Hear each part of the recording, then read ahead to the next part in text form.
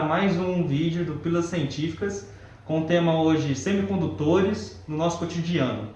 Vamos primeiro entender o que é eletricidade. A eletricidade é um ramo da física que estuda fluxos de cargas elétricas, os elétrons. Na eletricidade temos a voltagem, a amperagem e a resistência.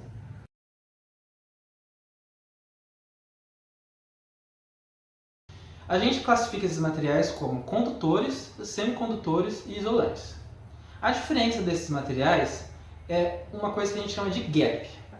Esse gap significa o tanto de tensão, o tanto de voltagem que você tem que aplicar para esses elétrons conseguirem passar. Quanto maior o gap, mais tensão você tem que dar para conseguir fazer que os elétrons passem.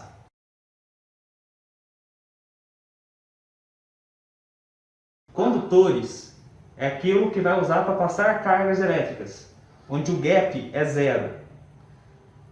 Exemplos de condutores: ouro, cobre, ferro, aço, entre outros.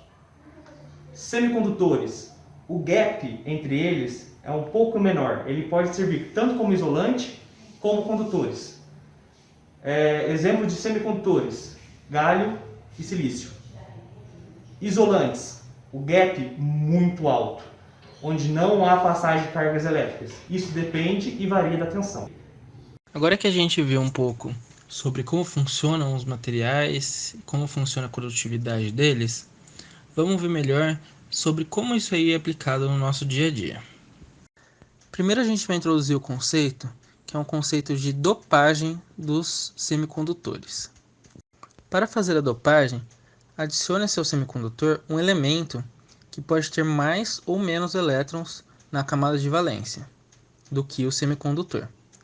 Esse elemento ele vai mudar as características desse material, que vai fazer com que ele conduza mais eletricidade ou conduza menos eletricidade.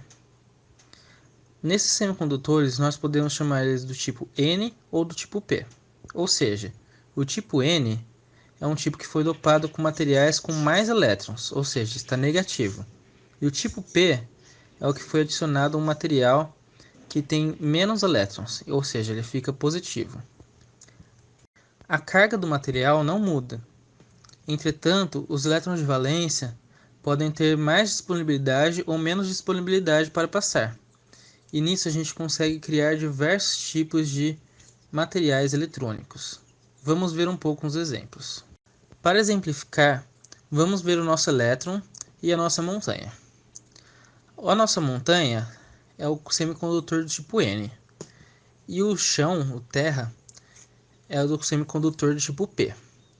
Dependendo de como ele está ligado, nós vamos ver os fenômenos que vão acontecer. A primeira representação que a gente vai ver vai ser do diodo.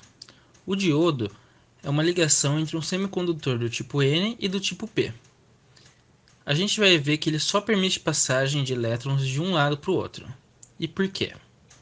No primeiro caso, o elétron vem do lado do semicondutor do tipo N. Para ele descer a montanha é fácil, então ele consegue fazer essa descida. Por outro lado, se ele estiver do lado P, ele não consegue subir a montanha porque ele não tem força suficiente para conseguir subir. Ou seja, o diodo é um componente que só permite passagem eletrônica de um lado para o outro, mas ele restringe a passagem do lado P para o lado N. As lâmpadas de LED são um tipo de diodo. A diferença do diodo convencional é que nessa queda do elétron da montanha, ele solta energia em forma de luz. Agora, o que acontece quando nós colocamos semicondutores de tipo N e P de forma intercalada? Esses componentes nós chamamos de transistores. Os transistores são componentes fundamentais para a computação. Eles são uma espécie de sanduíche de semicondutores do tipo N e P. Eles podem ser chamados de NPN ou PNP.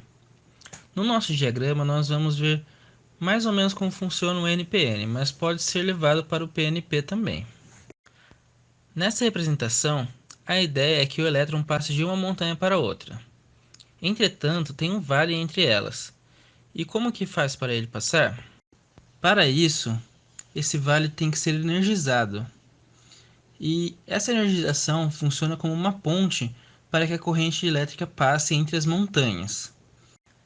Esse é o princípio básico do funcionamento de qualquer tipo de transistor. Os transistores são fundamentais para a computação, pois com eles conseguem-se fazer portas lógicas, e assim fazer somas, fazer contas e fazer todo tipo de programas que temos nos nossos computadores e também nos nossos celulares. Agora, o que isso tem a ver com as placas solares? Como é que um transistor ou um diodo pode ter relação com as placas solares? O princípio de funcionamento das placas solares é semelhante ao dos diodos. A questão é que a energia da luz solar é o suficiente para agitar os elétrons e fazer com que ele consiga subir essa montanha. Ao subir essa montanha, ele consegue transmitir essa energia e consegue armazenar em baterias e em outros tipos de armazenamento. Da mesma forma que o LED emite luz quando a corrente elétrica passa, a placa solar consegue fazer o caminho oposto, que é absorver a luz para gerar energia que gera uma corrente elétrica. Essas foram as pílulas científicas da semana. Eu sou o Diego. Eu sou o Marcos. E é isso.